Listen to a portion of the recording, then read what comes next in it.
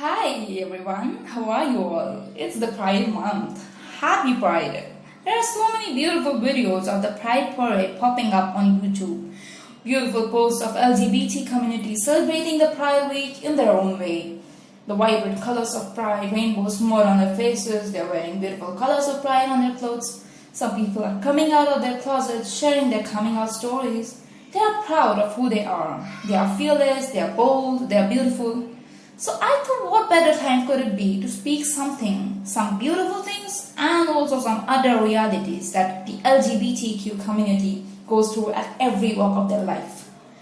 1969 was the year when the Stonewall Riots took place, and ever since then these people have been pretty much open and upfront about their sexuality. India too has been quite very supportive towards the transgender rights, but by India I mean the Indian law. The society, well, I don't know.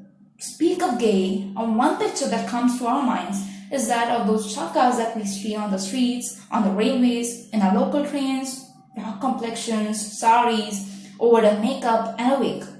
And more than 80% of them aren't even real transgenders. They fake it. They go around saying, "Hame paisa do, Bhagwan tumhara bhala karega." They do this for the sake of money. And I mean no offense to anyone or any profession over here. Although that's so not right. These people do this and then the society has this kind of image imbibed in their mind, and that's when everything starts getting weirder and weirder. We Indians have a very specific mindset about how normal everything and everyone should be. And when we find something unusual and out of the ordinary course, either we criticize it, either we mock it to such an extent that it would kill itself. Or else we'll just raise it to such an extent saying it's an incarnation of God.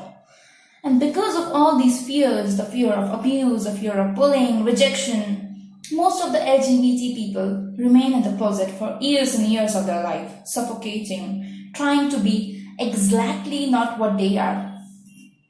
India wasn't really like this before. The British invaded and then they set some weird standards for most of us.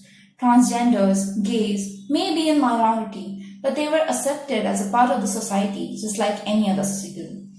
Mahabharata, the character Shikhandi, born a female, further changed her gender to be a male, then married a woman. Eunuchs, homosexuals, the endless many statues of them at Khajuraho are an evidence that homosexuality was never illegal or criminal offense in the ancient Indian and traditional courts. But it was then criminalized by the British during their rule in India. That's how homophobia rooted in the Indian society. Now, holding hands is such a casual, intimate gesture of love. Well, I'm not talking just about India over here, okay? So, holding hands is so very common. And then, in the public, whether be it a married couple or unmarried, young couple, old couple, it's so very casual. We hold hands while walking down the streets, strolling through the malls. This casual action too requires lots of analyzing, calculating, scanning the area, whether it's a city or a village. Are the people in front of us open or not? Are there any junky teens waiting around to mock us? Ooh, there goes a gay couple holding hands. Or some culturally unaccepting old man staring and staring and staring, making it awkward for the LGBT couples. This action of holding hands, which is supposed to be casual to them, becomes so much of a calculated move. It doesn't remain casual anymore with the thoughts of what would people around us think about it. Log kya kahenge? They suffer for years and years. They are too very scared to be out. Their spirit suffers. Their mental health suffers. Their relationship suffers. And I know I'm too very young to talk about all this, and the number of gay people that I've met in my life are barely a handful. But then what I've learned throughout all these years is that love, the beauty of it, the joy of it, and also even the pain of it, is the most incredible gift to give and receive from anyone. And everyone deserves to experience it fully, equally, without any shame and without any compromise. There are too many people out there suffering from bullying, rejection, or simply being mistreated for who they are. Too many dropouts, suicides, too much of abuse. You all can change that, and most of us are already changing it. But then there comes an instance, like the other way around. I was at my native place, okay? I was wearing some casual sloppy oversized t-shirt, and maybe I was wearing sweatpants or jeans or something like that. A relative of mine asked me, why would a young, beautiful woman like yourself insist upon dressing like a massive man? What do I say? I was quiet for a while and then I replied, well, I love being comfortable. There are so many pervasive stereotypes about masculinity, femininity that define how we're all supposed to act, dress, speak, walk, and sit like.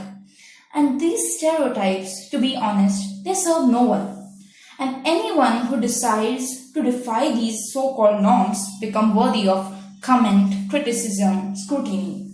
And who else could understand this better than the LGBT community?